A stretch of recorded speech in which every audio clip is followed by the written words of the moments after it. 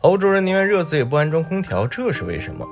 位于在欧洲的国家基本上都是发达国家，难道会安不起空调？还是他们把吝啬刻在骨子里，宁愿自己热着也不想花钱？这背后的根本原因是什么？你敢相信吗？现在的欧洲人正在经历一场浩劫。以往的欧洲景色宜人，温度适宜，是旅游度假的好去处，现在却不一样了。今年夏季气温高升，欧洲很多地区温度突破了40度，欧洲从清爽宜人的度假胜地变成了大蒸笼。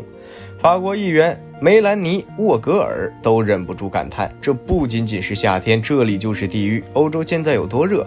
很多城市的气温都超过40摄氏度，葡萄牙中部地区气温甚至已经达到46度以上。这不仅让天气极为炎热，还引发了多次大火，超过3500公顷的森林被烧毁。到7月中旬，欧洲已经有接近600人因高温而死亡。热死人在欧洲并不是玩笑话，这些国家的医疗水平和科技水平都十分先进，怎么会出现这种情况？其实原因有二。首先，高温突如其来，很多人难以接受这样的变化，于是身体出现了问题。其次，欧洲地区几乎没有空调，这也造成了多人死亡。欧洲经济发展并不差，为什么不安装空调？是舍不得，还是安装成本太高？我们接着往下看。你敢相信吗？欧洲国家几乎没人安装空调，那他们在炎热的天气里应该怎么生活呢？全靠意志力挺过去？据调查显示，在欧洲仅有5%的家庭安装了空调，印度的空调普及率为6%到7%，这足以说明欧洲国家的可怕。甚至在欧洲的地铁里，空调的普及率也不过40%左右。其实今年对于欧洲来说是个例外，欧洲的夏季比较短，温度也不会超过30度，所以人们完全可以接受。而且欧洲很多国家的政府都会在公交车站附近安装水雾喷洒装置，大家可以在这些喷出来的水中感受凉爽。欧洲人都习惯将房子的屋顶和外围刷成白色，为的就是最大程度反射太阳光。同样的道理，欧洲国家的道路和铁轨也都选用了不容易吸收太阳光的颜色。独门独户的欧洲人还会修建游泳池，在游泳池中放松自己的同时，也能冲散一些炎热。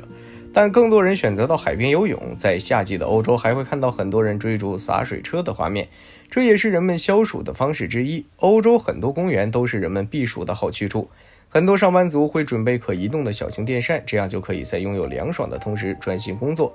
这些和空调比并不是效果显著的消暑方法。既然这样，为什么不安装空调呢？我们接着往下看。你知道吗？欧洲人宁愿热死也不愿意安装空调，这究竟是为什么？热死人对于欧洲人来说可不是句玩笑话。今年欧洲地区温度直线升高，但欧洲的空调普及率还不如印度，因为高温而死的人数已经接近600人。